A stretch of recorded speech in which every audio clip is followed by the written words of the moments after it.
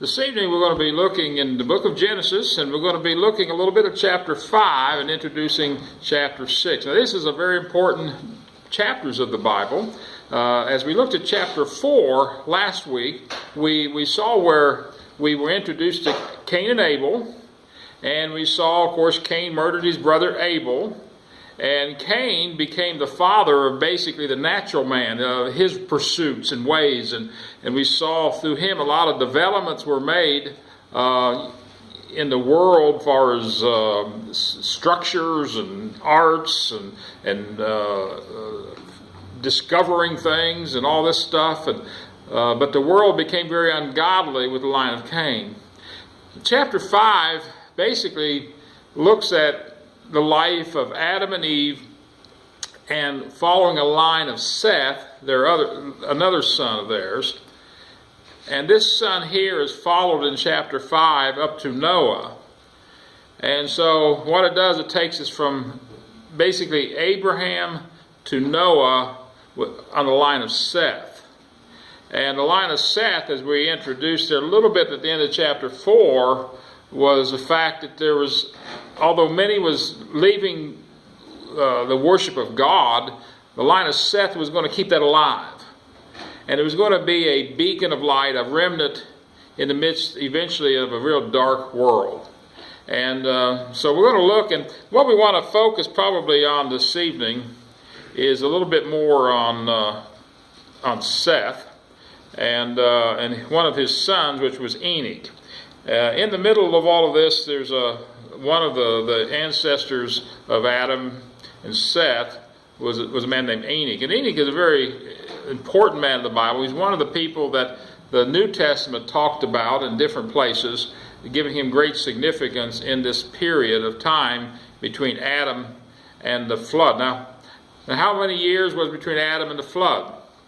Well, we don't know for sure. I can't give you an exact time, but I do know when Methuselah was born, it was 969 years, and we believe soon after Methuselah died that the flood began in that era. So I'm not sure how many years between Adam and Methuselah. Some people that have done some studies on the genealogies there can help, but there's sometimes when the Bible gives genealogies, when it says fathers beget somebody, sometimes the Bible doesn't distinguish between grandfathers and fathers. And sometimes we don't know whether he was taking an exact count of people or key people down the line. My guess is it was probably 1,500 years between Adam and the flood, maybe 1,500 years or so. I'm just sort of putting that in that ballpark. I don't think it was thousands of years. And it had to be over 1,000 years. So we're looking at that type of time slot. In the middle of those genealogies in chapter 5, we come to this character named Enoch. And he was you could call him one of the great patriarchs of the Bible. And so we want to look at him just for a few minutes. Enoch, some of the things here, some of this is from the New Testament even. A little bit about his pilgrimage on earth, and Hebrews 11:5 tells he was a man that possessed great faith. By faith Enoch was translated that he should not see death. And we'll come to that in a minute. And was not found because God had translated him because of the translation he had, his testimony that he pleased God. And so he pleased God, and that's the key in that little section there. Because there were so many people that was not pleasing God, here was somebody that was pleasing God. And so no matter the era we live in, no matter the days we live in, the times we live in, you can please God. And we're going to, as we look at the line of the people, the pre-flood people, they had grown very, very wicked. And that's amazing how quickly the human heart would downwardly spiraled into wickedness. It wasn't just, 1,000 years or 1,500 years before, the Almighty Creator had created things. They'd walk with God, and they got so vile and wicked, God was going to destroy them. So he walked with God, we understand, and Enoch walked with God after he begat Methuselah 300 years and begat some sons and daughters. So he walked with God, again, relationship. Again, to talk about he pleased God. So he possessed great faith. He walked with God. He pleased God. And so that's the type of person he was. In a very wicked world, these was his characteristics. Now Enoch, the parent, his first son was Methuselah. Now we know Methuselah is in all the Bible, as far as years, he's the oldest person recorded in the Bible. Again, we see all of these deaths in the book of Genesis, especially in chapter 5, and the length of life. Now you see so many of these, like Noah or Adam lived 930 years. Methuselah lived 969 years. Of course, a lot of skeptics of the Bible will say, well, that's the fairy tale of the Bible, people living almost 1,000 years. Of course, now what are we looking at? We're looking at a different world, aren't we? We're looking at, see, they think that man was basically starting from an amoeba or something, a one-cell thing, and growing in over billions of years, and now we're getting... Of course, the Bible doesn't teach that. The Bible teaches God created man perfect and eternal and all these things. So man, although after the sin, as we've said, it has taken a while for man to decline to the point to death. But the key word in Genesis 5 is, and he died. You see, that wasn't supposed to be in the vocabulary, and he died. But man was dying after, although many years.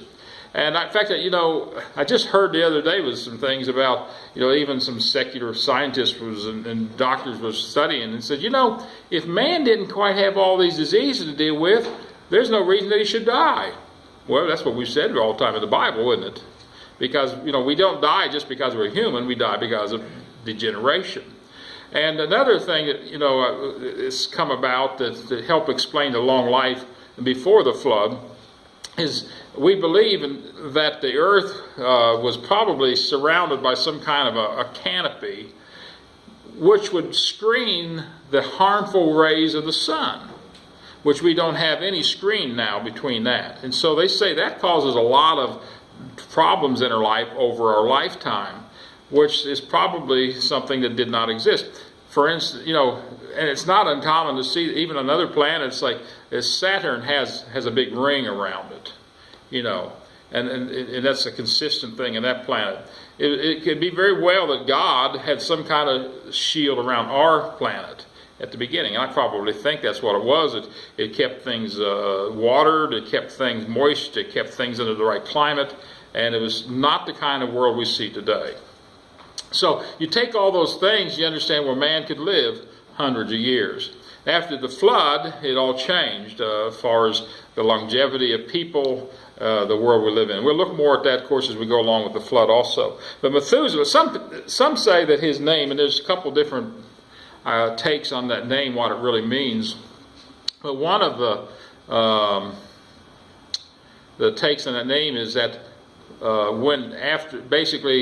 after he dies, the end will come, judgment will come, some sort of that. Now some say it means a little bit something different, but some take that. But here's the key to that, because some people take the part there where it says that after Methuselah was born, Enoch walked with God for those 300 and some years.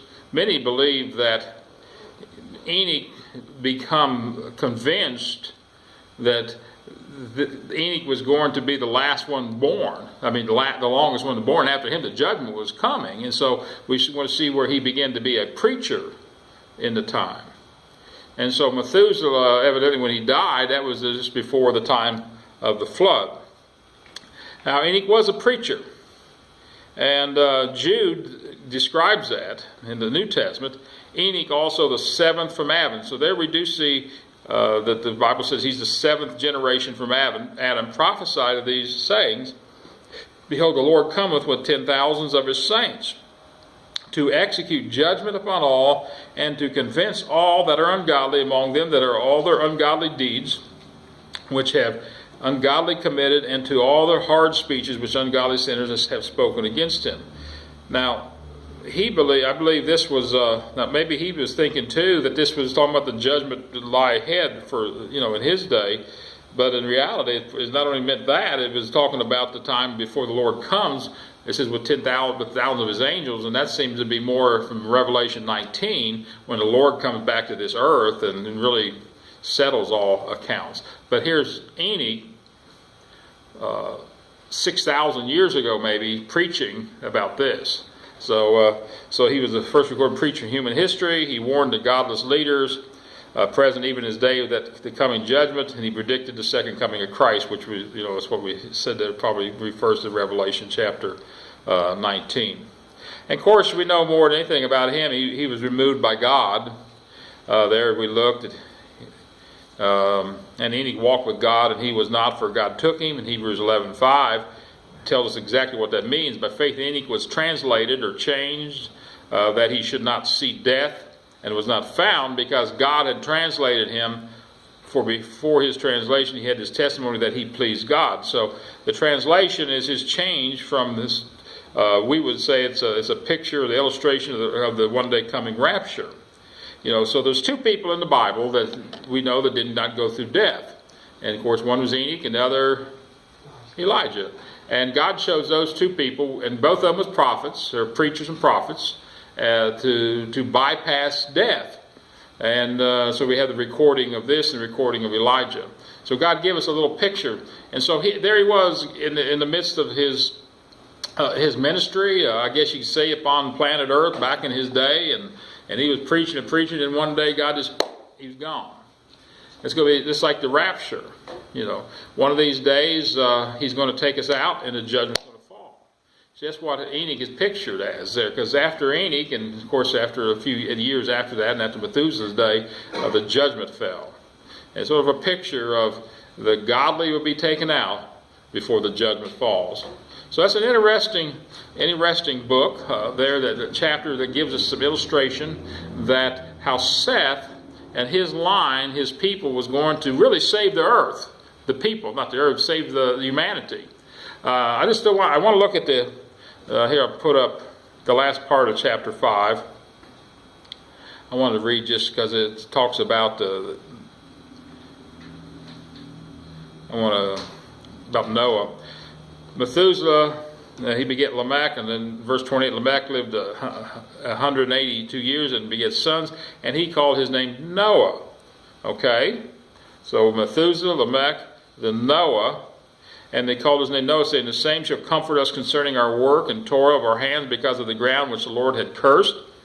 And Lamech lived, after he begat Noah, 590 years, and after he begat sons and daughters, and all the days of Lamech were 770 years, and he died.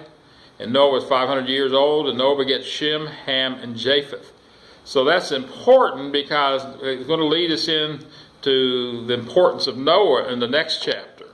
Now, it was interesting there as I read this, because he says Noah and his three sons, and we'll get into this in extensive when we get in chapter 6, 7, and 8. But basically, the world started out with two people, and it multiplied over the next 1,500 years to, we don't know, thousands, maybe millions of people. And now it's going to go back down to 8 people. Noah and his wife, which are going to be very elderly, and his 3 sons and their wives getting on the ark. Now, I just want to throw this out because sometimes because we look back, could really all these people come from them 3 families? Because basically Noah and his wife would probably past having children, so he'd get into 3 sons. So I was just fooling with some numbers. I said, well, wonder what would it do? So the first, let me just throw these numbers out. There's 3 couples, okay? And let's say they get off the ark and they start having children. And let's say that over the next 50 years, let's break it down in 50-year increments, that each couple had 20 children. You say, well, that's a lot of children. Yeah, but I know a lot of stories here in West Virginia, turn of the century, people had anywhere from 10 to 20. I could tell you, I've heard families over 20 children, so it's not out of the question. And so it could be to even, so 20 children, using that as a good number, but it is possible. People here in our state many years ago was having that many children, so I'm sure they could too. Okay, so then at the end of 50 years, you'd have the population, you'd have 60 of children off the offspring, plus the original parents. And then I think, okay, you have them 60 kids, and okay, they all got married. You have 30. You have 30 more couples, and over another 50 years, they could have 600 kids. So in 100 years, you'd have now 600 and some people in 100 years, starting out with the first. Well, then you'd have 300 couples that get married.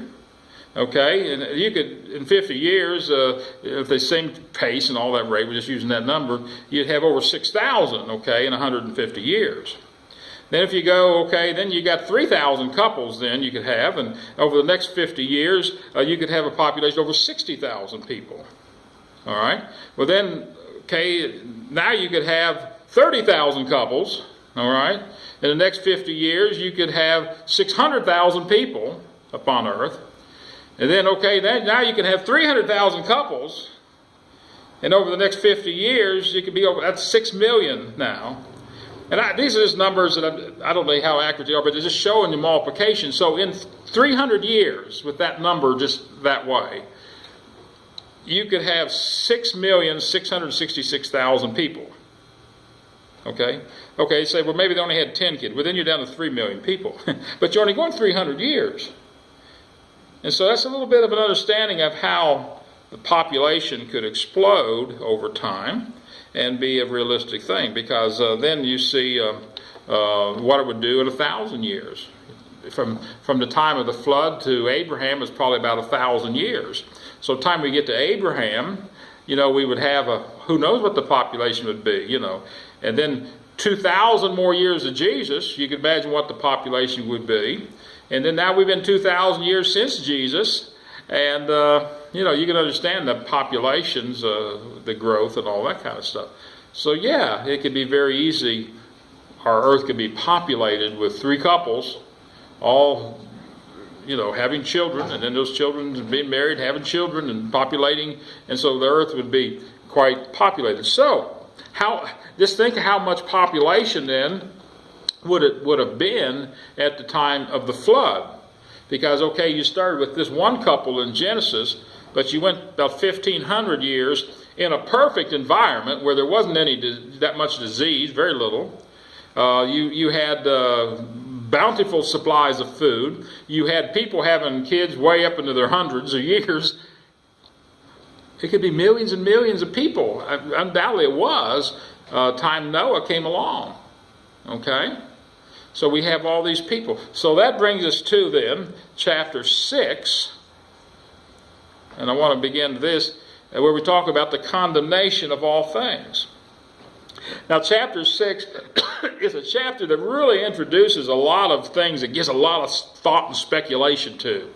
You talk about the things in here that people love to write papers on in college, and people discuss things for years on this stuff because it sort of blows their mind. It's beyond our thinking today, and be honest, we don't know exactly what was going on, but there was some really bad stuff going on. The bottom line, Satan was trying to destroy God's perfect creation.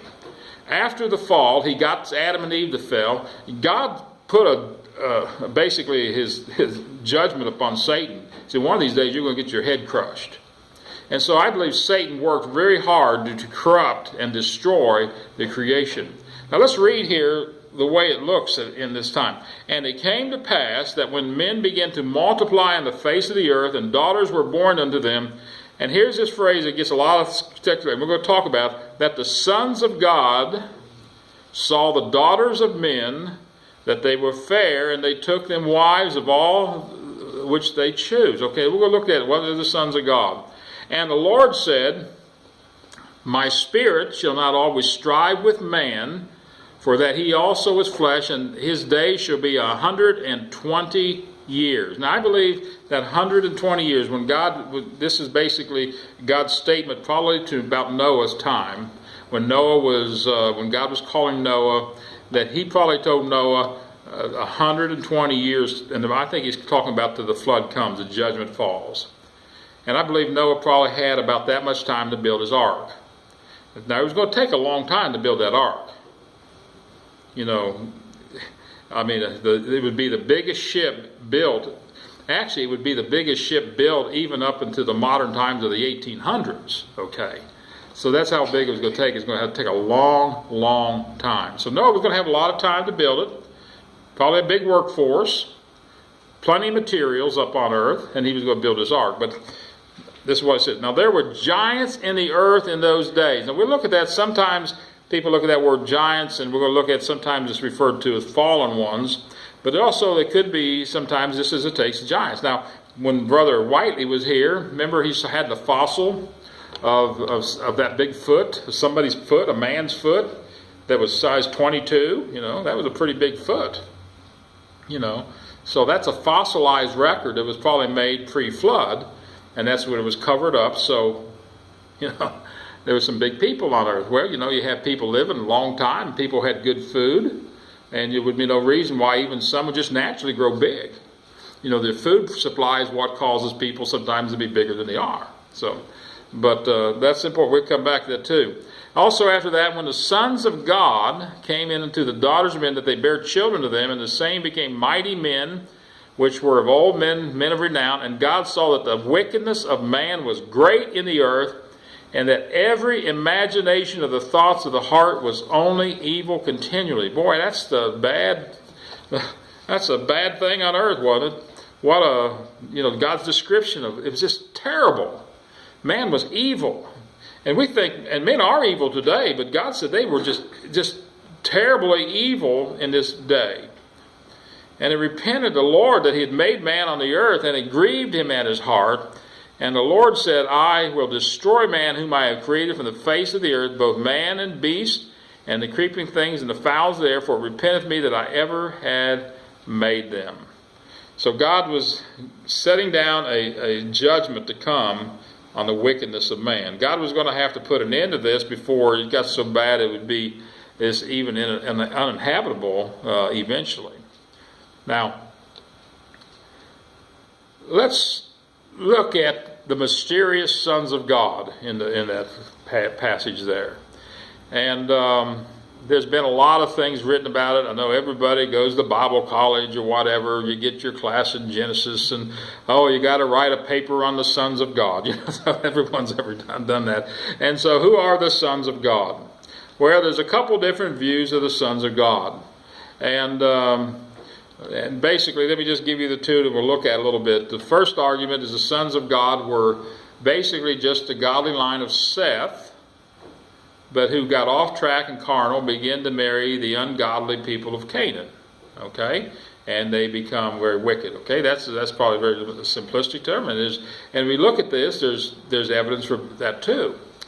And then there's another interpretation that the sons of God are actually, in the Bible, sometimes referred to angels. As we see in the book of Job, they're definitely angels in the book of Job. That fallen angels somehow formed themselves as men and had children with earthly women to destroy the population through this demonic activity. Okay?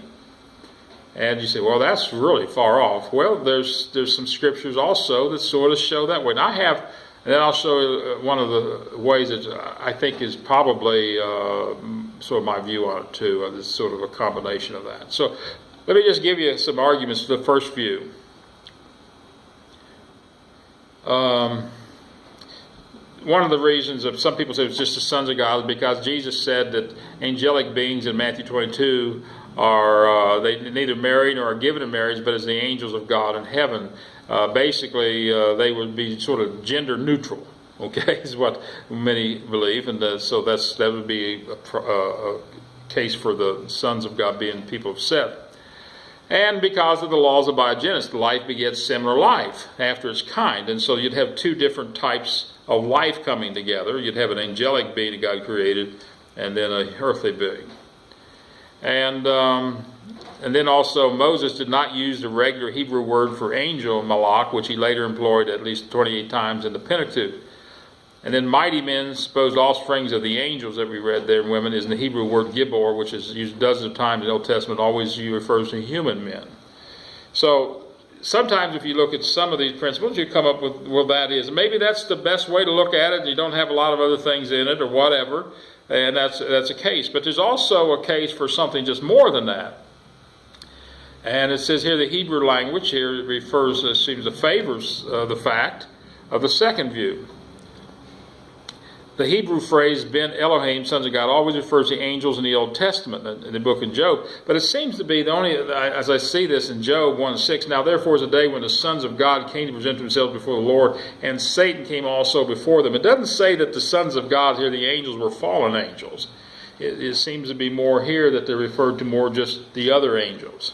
So, although that is true, but it's also not 100% faultless in that, so you have to take that into account also.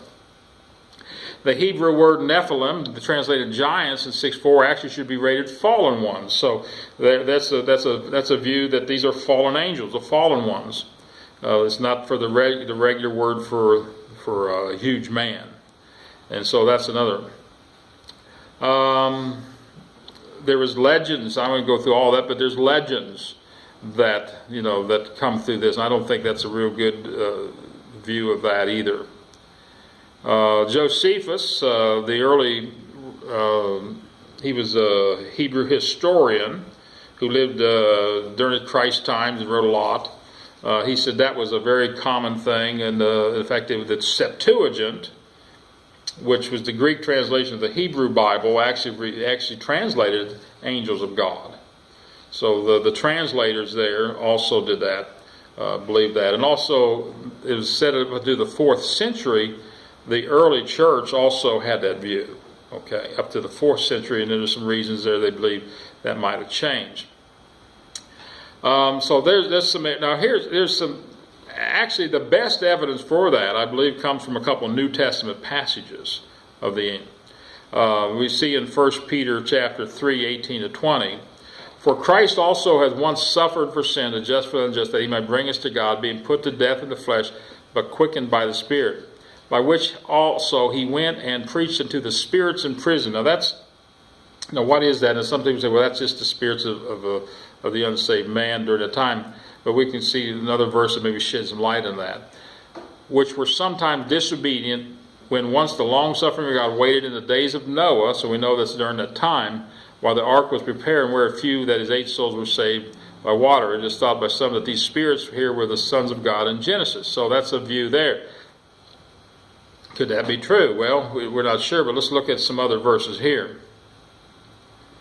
The reason for the iniquity was a satanic attempt to corrupt human flesh and thus prevent the promised incarnation. It's trying to destroy God's plan by destroying human nature to the point that the incarnation could not come across. But here Peter described Christ as telling them their foul plan didn't work.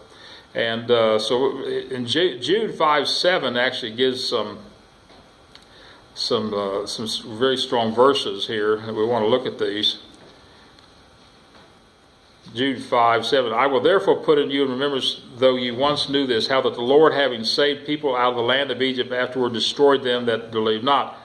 Now here's the key verse. And the angels which kept not their first estate. Okay, there's angels here that kept not their first estate. Now this is not talking about the angels just in general that left with Satan in the rebellion, because there's a separate thing here.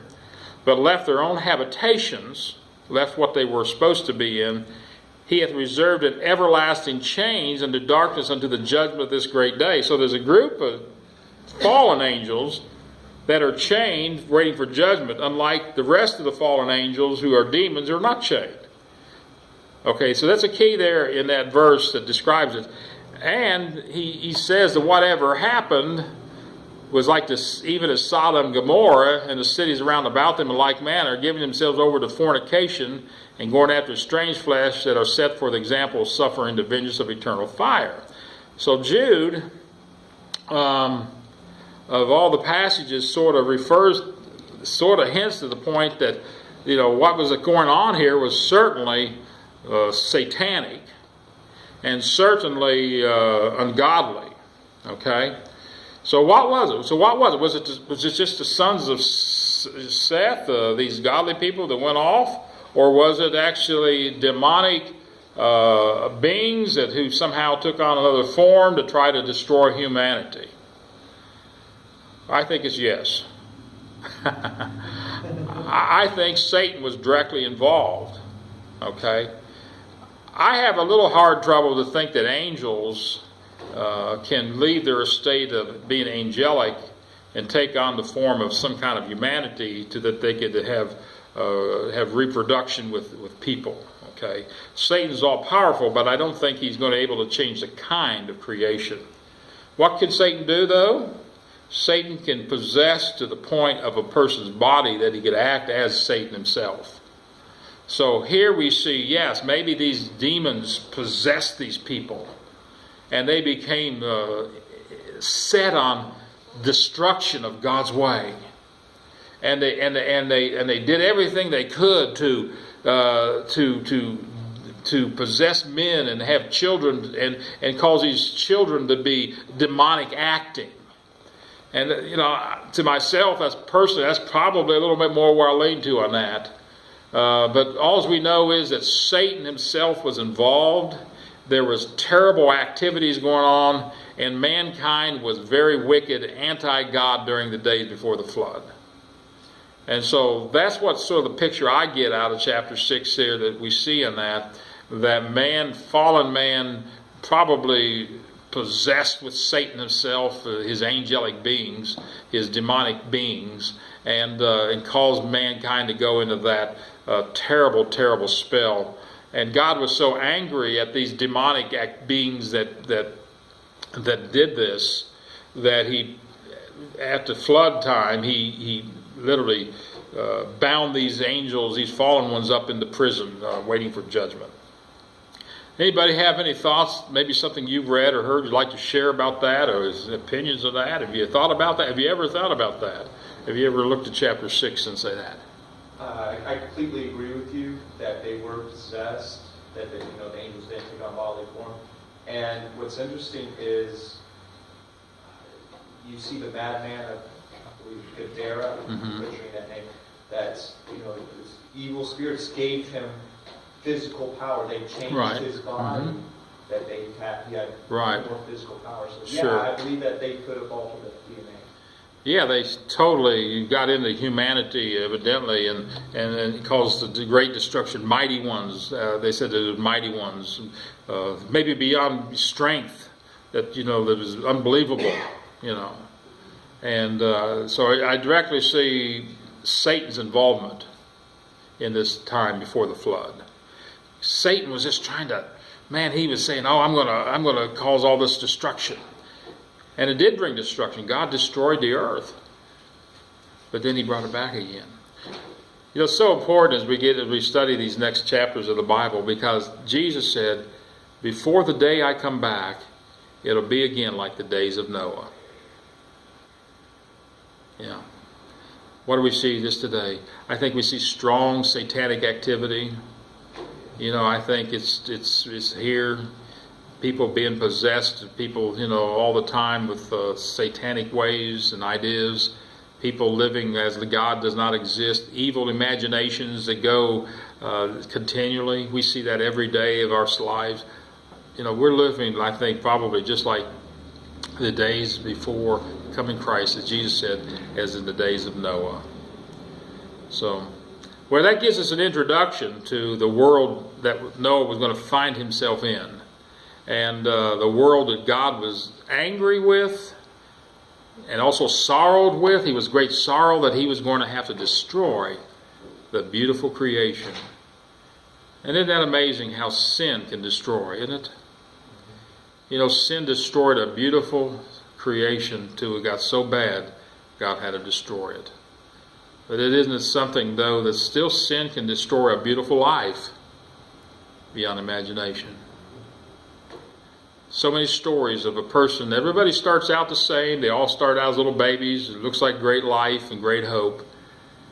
And some people go on and do great things, and their lives are given honor to God and to the glory of the Lord, and do great things in humanity to promote that.